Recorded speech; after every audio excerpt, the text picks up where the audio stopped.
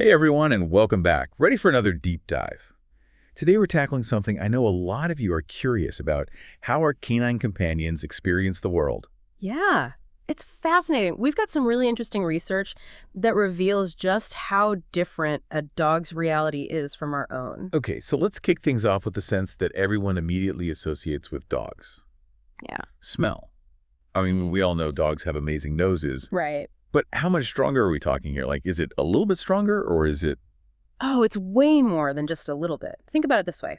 You walk into a kitchen and you smell dinner. A dog walks into that same kitchen and smells every single ingredient individually. They smell the spices, they smell the herbs. Maybe that chicken was roasted on a bed of rosemary. Oh, wow. They're going to pick up on that. Yeah. So their sense of smell is actually estimated to be 10,000 to 100,000 times stronger than ours. Wow. Yeah.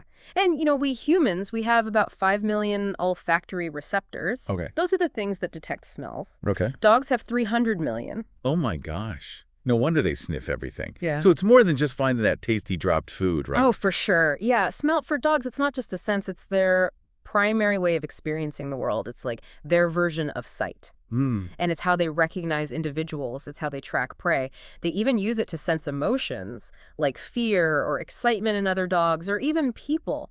And get this, a full eighth of a dog's brain is dedicated to processing smells. That is incredible. Okay, so their brains are literally wired for smell in a way that we can't comprehend. Yeah. But speaking of wiring, what about vision? I know there's a pretty common belief that dogs see in black and white. True or false? It's a little more nuanced than that, so it's not completely true. They do see some color, but their vision is definitely more limited than ours. It's kind of like how some humans experience red-green color blindness. Okay. They mainly see blues and yellows and shades of gray, but those reds and greens are pretty much non-existent for them. So that bright red ball that I'm throwing in the park for my dog, Right. he's seeing that as yellow. He's seeing more of like a dull yellow or a brownish color. Interesting. So does that mean choosing a bright colored toy is kind of pointless?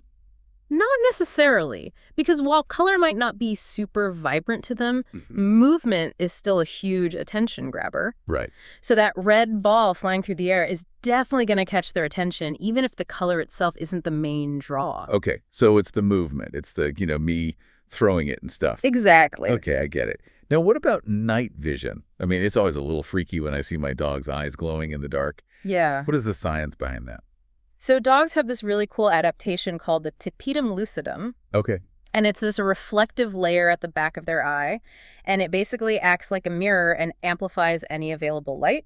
And then you combine that with more rod cells, which are those cells responsible for low light vision. Okay. And you've got a puck who can see like a superhero in near darkness. That is so cool. That explains why they can still chase after squirrels when it's dusk and I can barely see my hand in front of my face. Exactly. Okay, so we've got the super sniffer. We've got the night vision goggles. Right. What about their overall field of view? Is it the same as ours, wider, narrower? So it's definitely wider than ours. You know how their eyes are kind of positioned more on the sides of their heads? Yeah. That gives them a much broader field of vision. It's almost like they have built-in wide-angle lenses. Wow. Which makes sense, evolutionarily because it helps them detect movement and potential threats. So that's why they make such good watchdogs.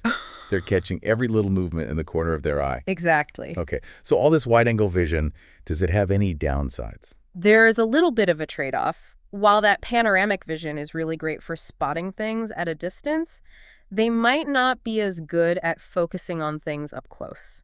So their binocular vision, that ability to see an object clearly with both eyes, isn't as developed as ours is.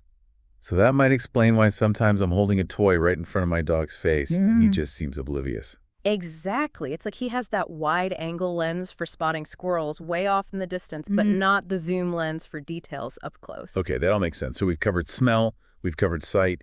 What about the other senses? Yeah. Like hearing. I mean, anyone who's ever crinkled a treat bag knows dogs have incredible hearing. Oh, yeah, for sure. They can hear much higher frequencies than we can, and those amazing mobile ears help them pinpoint sound sources with incredible accuracy. That's amazing. It's like, how do they find that squeaky toy that's buried under a pile of blankets? They're using their hearing, too. It's not just smell. Exactly. Wow, okay. What about touch? I know my dog loves a good ear scratch, Yeah. but how important is touch for them? So touch is really vital for dogs, especially for social bonding. It's how they communicate affection and comfort Right. and, even establish dominance within a pack. Wow. And then there's taste. And while taste might not be as dominant a sense as smell, it definitely still plays a role in their preferences for certain foods. So to put it all together, dogs are experiencing this like symphony of sensations that we can barely even fathom. It's like they're living in this high-definition surround sound world, but it's all powered by smell. Yeah, exactly. And the more we understand about how their senses actually work, the better we can understand their behavior and really build a stronger bond with our dogs. That's a great point. So next time you're hanging out with your furry friend, Right. take a moment to really step into their paws, so to speak. Imagine the world through their incredible senses. What are they smelling? What are they hearing? What details might they be missing? And how could you maybe adjust your interactions to make their experience even better? Yeah, it's a really fascinating exercise. And it can honestly lead to a whole new level of connection with your dog. And who knows, you might learn a thing or two about yourself along the way. Right. Thanks for listening, everybody. We'll catch you on the next Deep Dive.